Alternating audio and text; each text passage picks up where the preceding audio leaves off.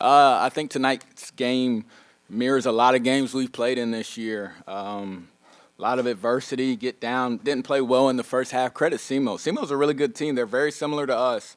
We had this same type of game at our place earlier in conference play, and then they beat us pretty good at the Show Me Center.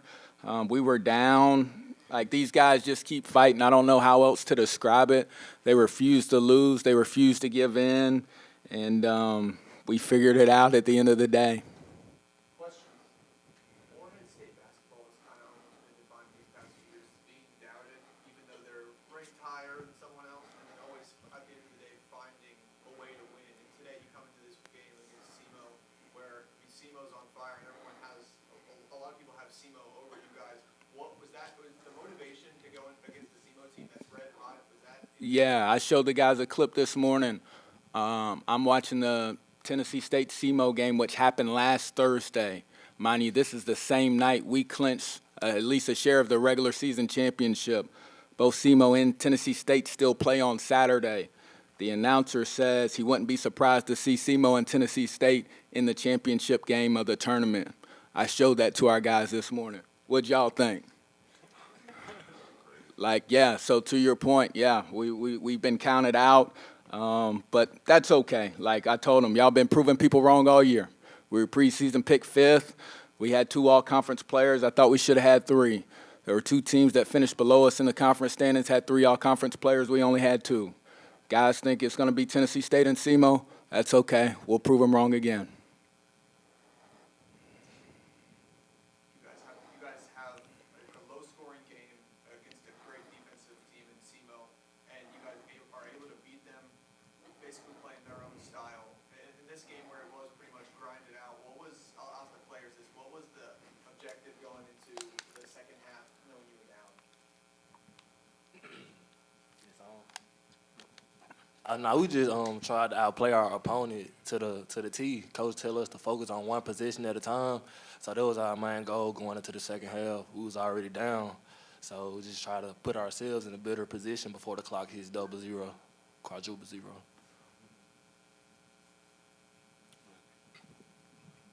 I'll say we've been here before. We've been doing this all season, fighting, never giving up. So we just got a hard fighting team. So the objective going in the second half was the same thing every time: to go out there, fight, play hard, and keep doing what we're doing. Yeah, basically the same thing what those 2 said. You know, we've been here before the whole season. When the clock goes under like 4 minutes, like the last media timeout, and it's a close game, we trust each other. We know we've been here before, and like we love that situation. Like go out there and compete. So yeah, we really thrive in those situations.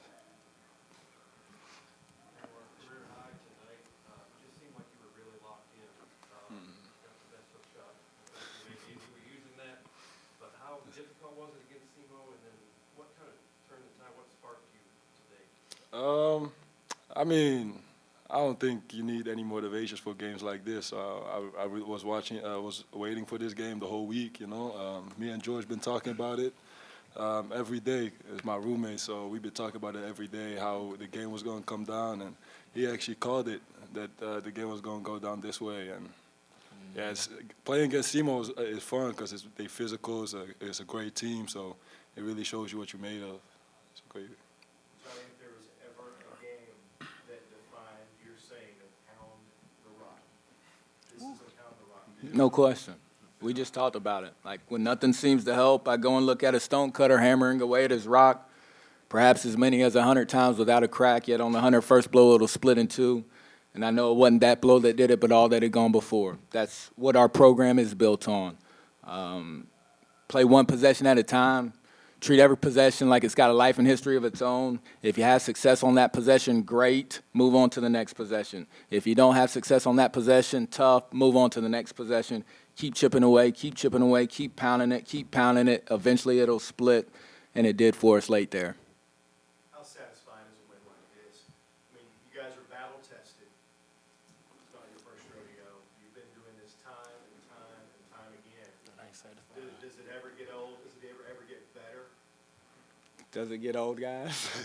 No, it's not satisfying. It won't be satisfying until tomorrow.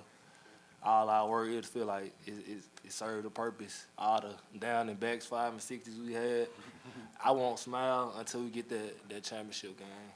Yeah, it's a great job for our team tonight. There's about 15 signs in that locker room, though, that say job not finished. Job finished, guys? Job not finished. Job not finished.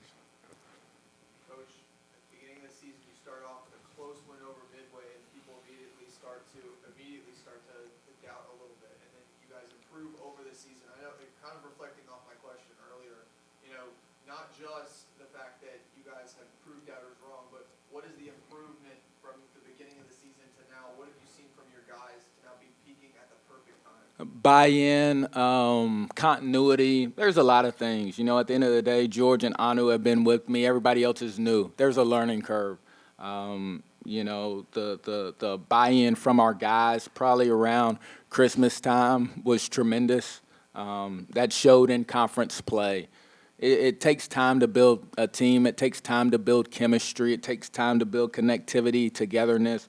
All those things have improved. Our toughness level has improved. Our defense has improved. As you can see tonight, us winning a defensive slugfest. So a lot of it, but myself and the staff, we can sit and make plans and do this, that, and the other. The players have to put the plan into actuality. You know, they've got to bring it to life, and credit them. They've done that tremendously. Now, Coach, you shift your focus to a Tennessee State team that is almost the exact opposite of this SEMO team. SEMO, very big defensive focused team, and now you've got one of the best offensive teams that we've seen in the OVC in a while. So how do you take your game plan that you've had against this Tennessee State team before and tweak it for a championship game like this one? Yeah, Tennessee State's a very good team, well coached by Nolan Smith. Aaron Nkrumah's the player of the year. Travis Harper is the all-conference player. It starts with those two guys. You really got to be attached to those two. They've got size. They've got shooting ability. I thought at our place in the game we won, Tennessee State really turned us over. We've got to have good ball security, ball control there, prevent them from getting out in transition. And then, you know, I thought we, in turn, got out in transition. It was a high-scoring game. I mean, you talk about 105-100 in Nashville, and then I think 94-86, I want to say, in Morehead. So could be an entertaining game for everybody based on those two scores. But it starts with Travis Harper and Aaron Nkrumah. We'll have a good game plan for those two guys. Other questions? All right, thanks, Jeremy. Thank you.